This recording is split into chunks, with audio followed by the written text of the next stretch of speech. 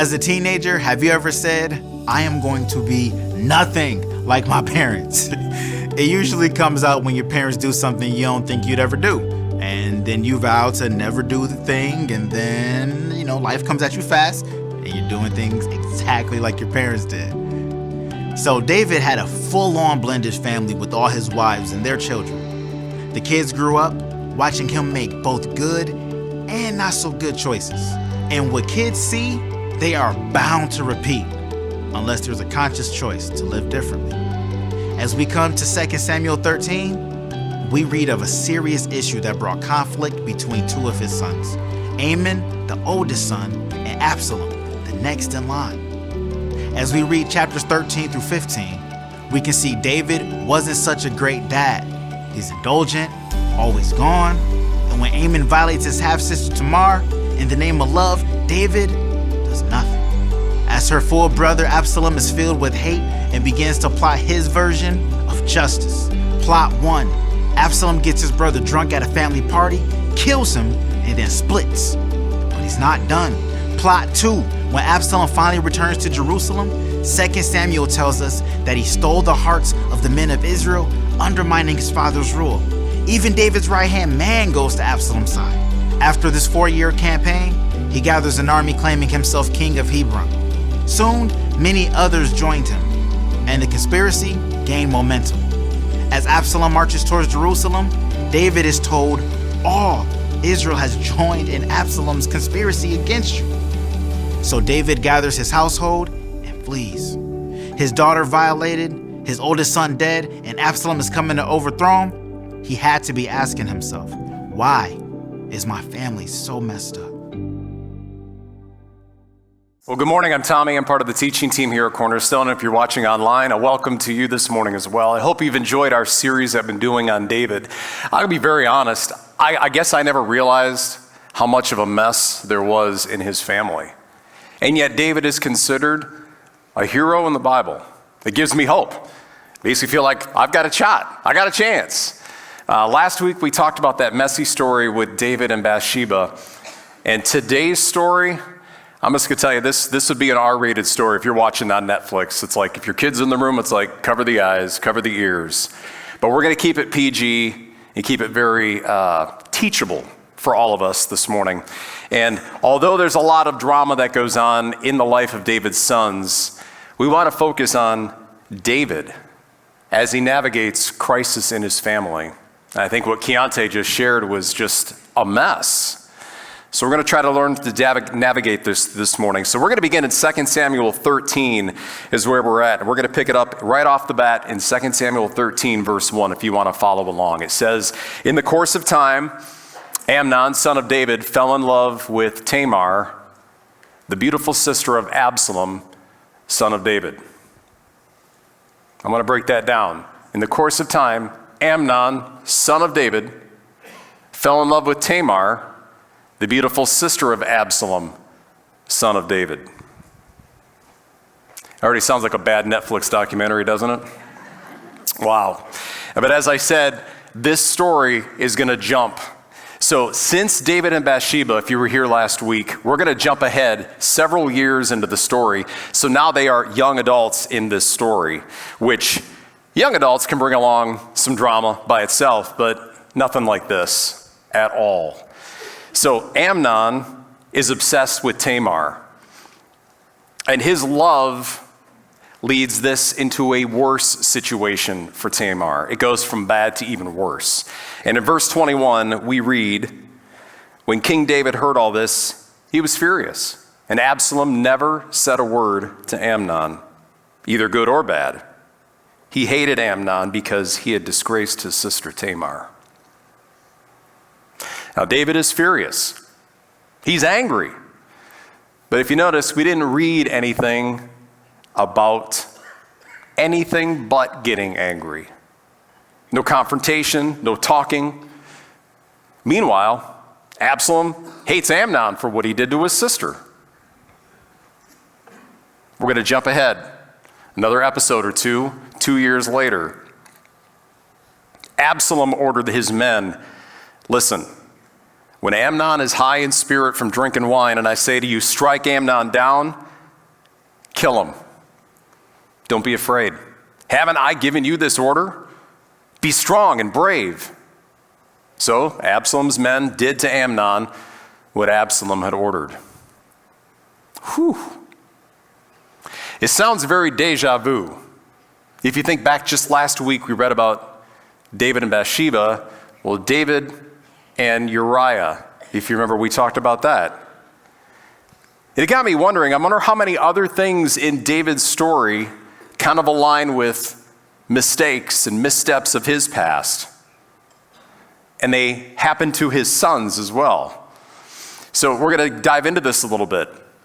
Just a little bit of history. Young David was at odds with his brothers.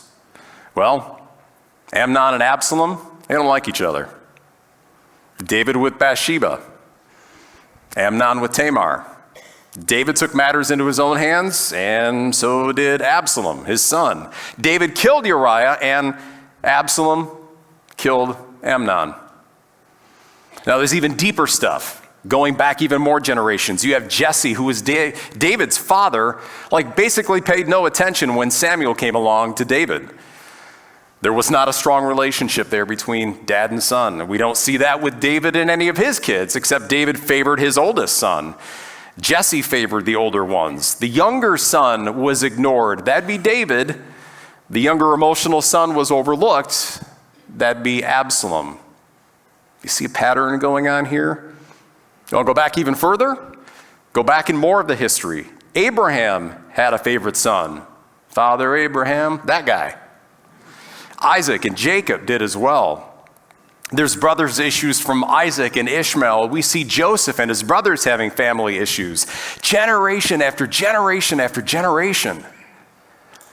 And maybe your mind is thinking, yeah, my generation, my kids, my uncles, my grandparents.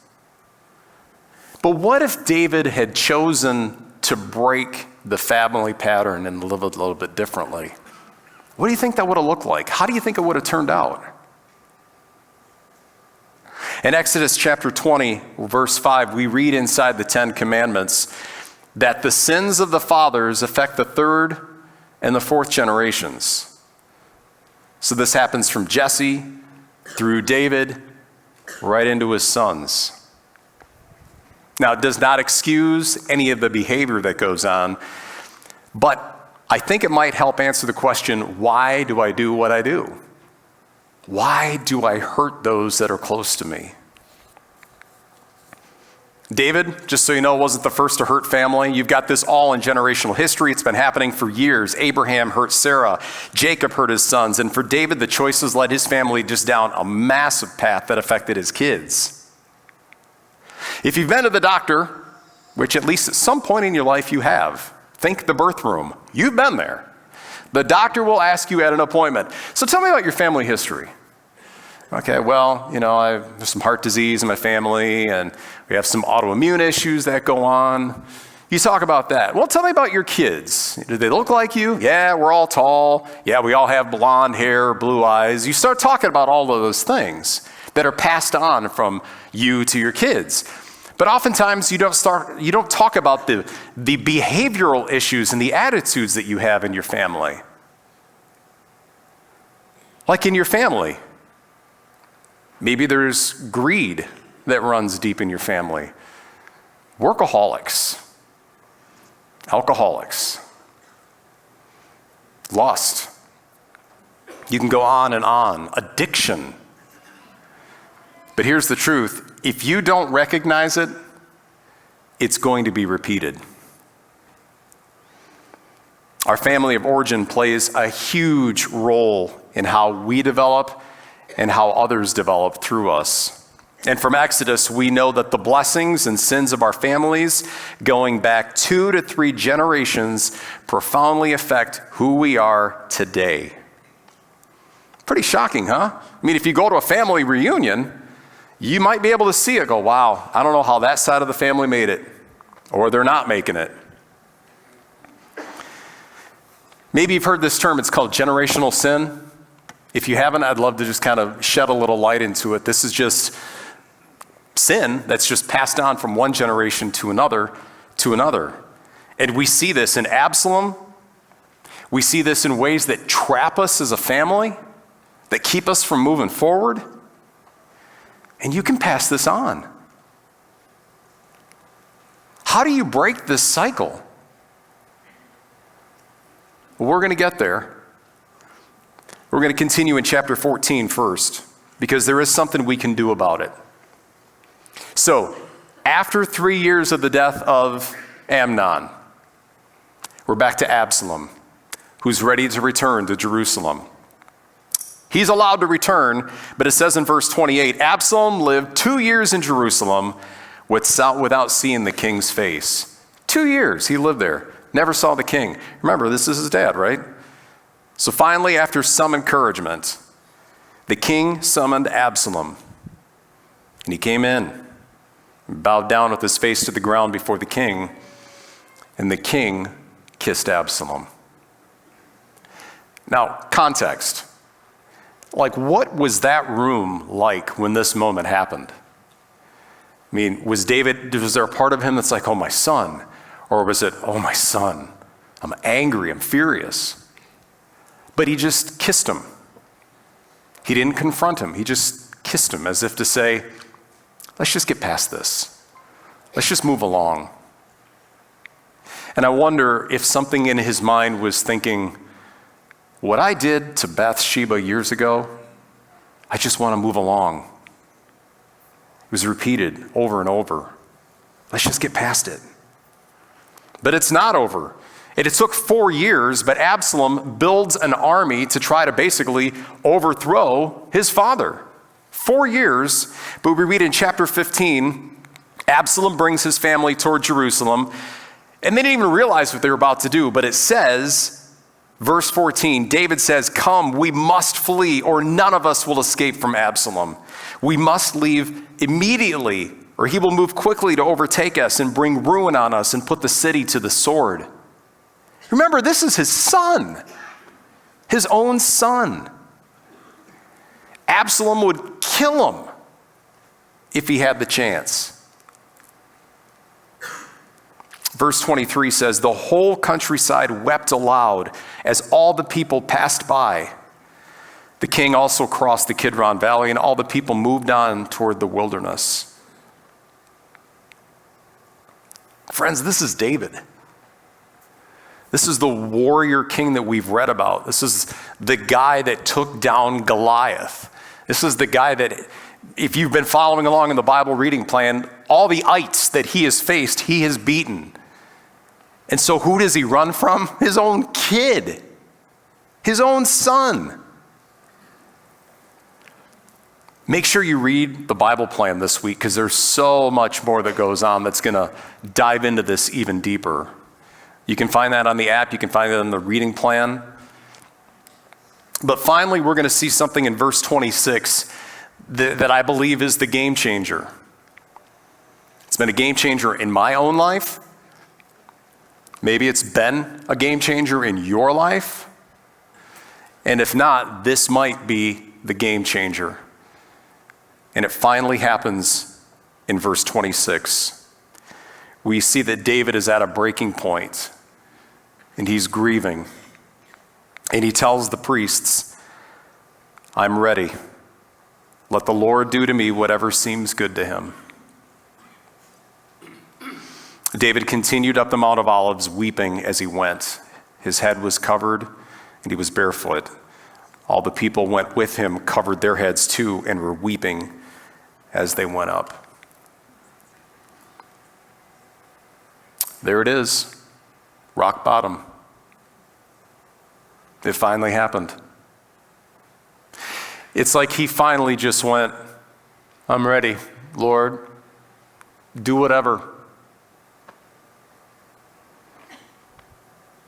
That's the fix. David finally came to an end of himself. Surrender. To live differently. It finally affected how he led his family and his country. But that was surrender. And it's also discipleship. That's a big word that we use. What does it mean to have discipleship? To live differently? Well, It means you walk with Jesus. You talk with Jesus. You live your life with Jesus. You go arm in arm, and sometimes he's going to carry you. But it's hand in hand. And we read in 2 Corinthians 5:17, therefore, if anyone is in Christ, the new creation has come. The old has gone. The new is here. New. That's new thinking. It's new guidance. It's a new way to choose to live.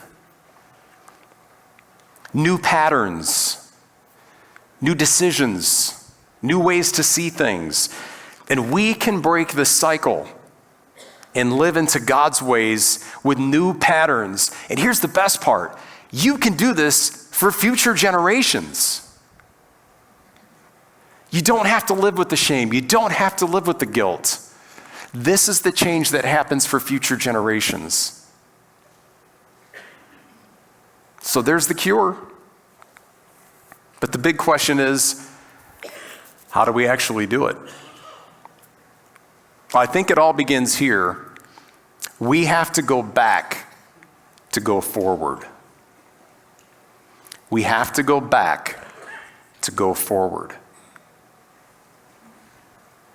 I don't know if you grew up watching Blue's Clues or your kids watched Blue's Clues. We did as a family. And there was always one thing that they sang in that show. Like if somebody couldn't find their keys, usually it was Steve, the host dude, wore that striped shirt, he would sing, go back, go back, go back, go back to where you were. And I'll never forget, when my kids couldn't find something, we would start singing that song. All right, where did you put your Larry Boy toy? Go back to where you were. And you'd go back, oh yeah, I left it in the driveway. We as adults have to do the same thing. We have to go back in order to go forward. But I'll tell you, this part kind of stinks because sometimes it's just not easy. We have to dig up some of that stuff in the past. And that's not easy. Sometimes it's painful. But what if David did that? Could he have moved forward differently? But honestly, we don't want to do that because there's a lot of stuff. In fact, you may be very uncomfortable sitting in here or watching online. This might be like, I don't want to go back to my past. This is not pointing fingers at your parents or your grandparents. It's just helping you see something. And that helps you mature as you walk with Jesus in this discipleship journey. For instance, in my family, there's my mom and my dad. And then there are their siblings. And there are 7 people total between parents, siblings. 7 total. Out of all 7 people, all 7 of their marriages ended in divorce. 7. So my wife and I made a decision that we had to fight to stay together because it runs in our family. And I'll never forget when I was a teen, I sat down in our house, and it was me and my dad, and he sat on this end of the table, and I sat here. And he looked at me and he said, I'm leaving with the hope and intent of coming back. And he left and went into someone else's house to be with her. The hope and intent of coming back. It didn't sound very intentional, but that's my history. That's my family. And there have been seasons in our marriage where it's been rough. I'm sure you've had them yourself. And we've had to fight to choose to stay together, and I can say, with God's grace, 31 years later, we're still married. because we had to say, we're not going to let this happen in our family. This not only affects myself and my wife, it affects our 4 kids. It affects how they go. This is not easy stuff, though. We had to decide to stay together. We had to decide to say, for future generations, we're doing this. And a couple weeks ago, we learned about friendships and level 4 and level 5 friends. My wife is a level 5 friend. She knows the ugly and the good about me. But some of those hard times, and I know you've been there yourself, or maybe you're in it right now, they can make you stronger when you look back to go forward. We didn't just blow it off and go, yeah, that was a bad day. We'll just move along. No, we had to dive into some stuff. We had to talk about the hard stuff. See, David kissed his son and thought, yeah, we'll just go on. It'll be all right. He didn't dig in. And I know every situation is different. In my family, it was different. But we can't change what we're unaware of. We cannot change what we're unaware of. And I'm sure David had no idea what had gone on because he didn't look back. He sought God, but he didn't undress the unhealthy patterns in his family. Self-awareness is so important to discipleship. And that word family, maybe for you, that's a tough one. But it's the most important group of people, the most powerful people that you're ever going to be involved with. I mean, just think about it. These are the people that are, say you have parents, grandparents. So we're talking grandparents, parents, yourself, kids. If you don't have kids, you're not married, you have parents. So it's that tight-knit generation of 2 to 3 people. And I've heard it said, Jesus is in your heart, but grandpa's in your bones. This is just passed on. You have to look inward to see what's going to be changing. And for me, we had to look at ending the cycle of divorce. And marriage is falling apart. And when you start to say, God, I'm surrendering like David did, and you put your hands like this, you are fully exposed to be able to get the light to come in and take care of that darkness. But if you live like this, it's hard for the light to get in. So maybe you need to ask yourself some questions like, why did I react that way? Or why do I feel like I got to prove myself over and over and over? Or why do I think what I'm doing is okay? This behavior is not right. Why do I think it's okay? And after you ask the questions, then the next step is to seek the answers. Seek the answers. Invite Jesus to help you see that. And David did that in Psalm 139. David said, "Search me, God, and know my heart. Test me and know my anxious thoughts." David did some reflection. And maybe for you, reflection would be in the form of a counselor. Here at Cornerstone, we have something called Stephen's Ministers. Someone you can talk to, someone that maybe can shed some light into why you think, and maybe put some of that stuff to bed.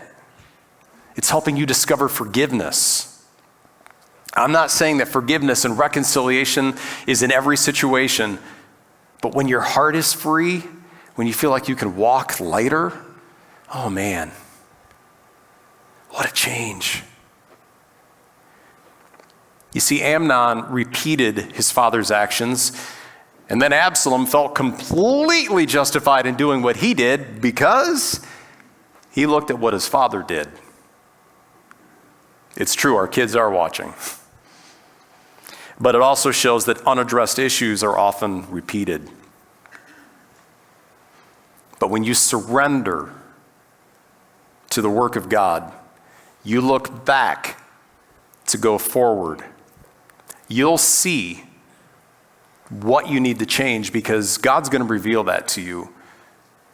Christ is alongside of you going, let me help you through this.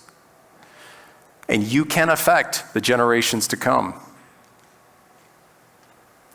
But that does make me wonder through all of this, if we know that going back to go forward brings awareness that can bring some freedom and change, why doesn't everyone who knows Jesus live a transformed life?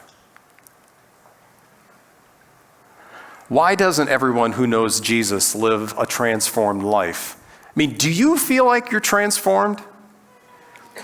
Do you really feel like you've been transformed? And I feel it's because we aren't willing to put in the hard work.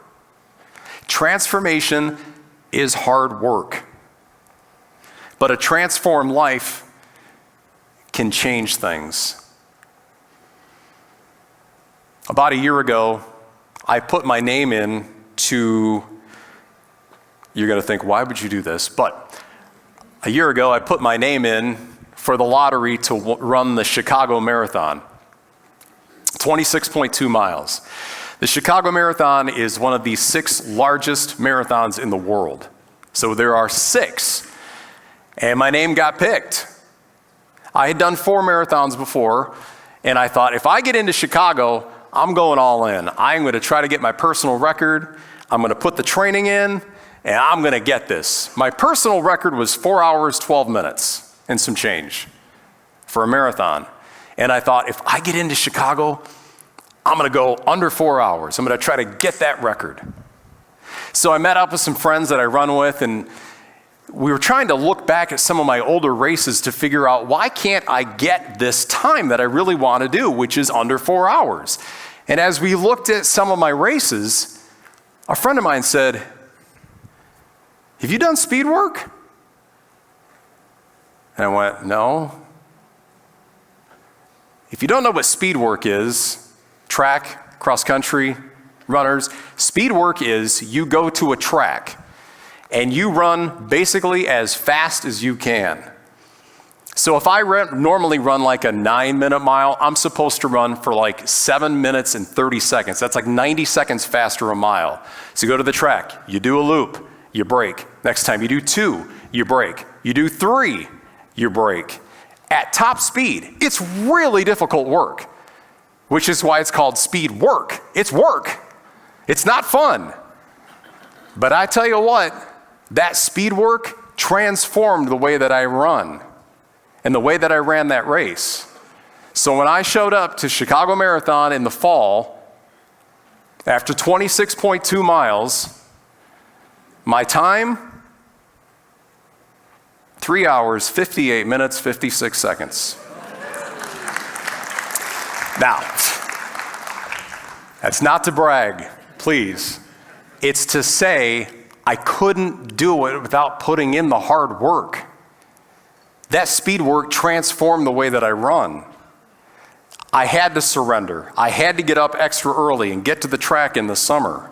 I didn't want to just be pretty good and finish the race. I wanted to do the hard work. But it transformed me. Earlier I mentioned Exodus 20, verse 5.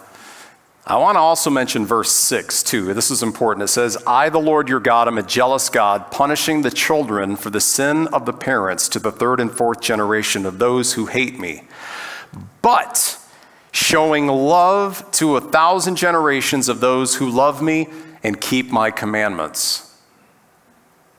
Don't you want to be a blessing generation? I know I do.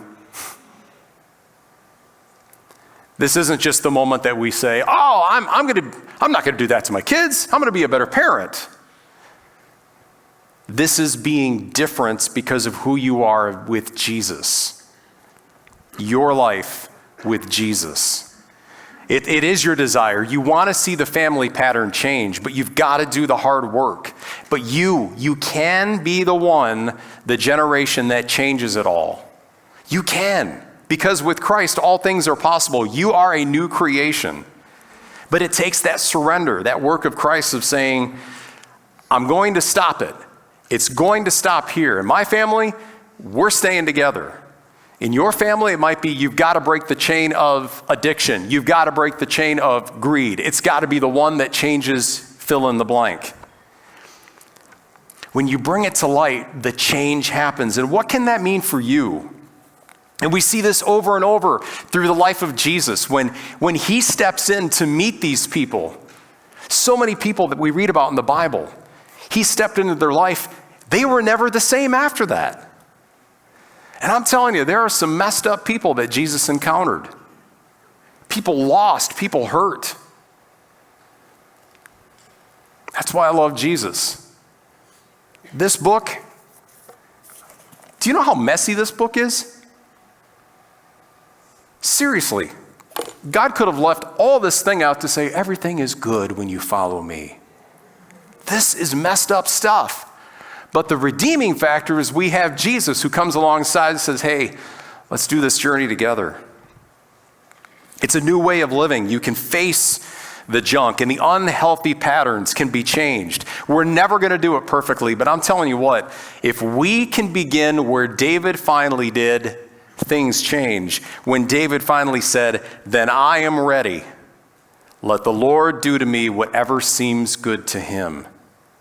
Finally, he surrendered. And it changed his future. This guy has been called a man after God's own heart. I'll be honest, I bet in January when we started this series, I thought, yeah, he's probably got it all together. He is a man after God's own heart. No, he sought after God's own heart, so he's a man after God's own heart. I'm grateful. 14 generations later, from David, 14 generations later, we see another king climbing up the Mount of Olives with his followers. He's got a broken heart. He knows betrayal is coming. Hearts have turned from him. And he cries out to God in prayer, not my will, but yours be done. This king would finally see death come, but that death opened the way for us to join a new family. Jesus changes things. He opens the door. He is the cure for the generational sin, to live the transformed life. So my prayer for you today is that you look at the future of your family. You take a deep, hard look. You go back to go forward. You take a deep look. Honestly, do the speed work. Do the speed work, because how amazing would it be if 10 generations later, somebody says, I don't know what happened, but something happened in my family on March 3rd of 2024. That could be today. It could be you. You can change it all because of Jesus. Let's pray. God, thank you that you make all things new, and it doesn't happen in a second. Sometimes the change, it takes a while, but I'm grateful that you step in and you make things new. Lord, help us to just do some reflecting, to do some thinking. Thank you for grace. Thank you for freedom. Thank you for this story. As messy as it was, God, through all of the mess came you to change it all. Lord, and I just pray that your Spirit works inside of our hearts even right now to move and to get us to maybe make a change, to transform the way we think and the way we live because of your grace. Thank you that you love us unconditionally, no matter what our past looks like, no matter what our family looks like. Thank you that we can break the chain because you make all things new. It's in the name of Jesus, the chain breaker, we say, amen.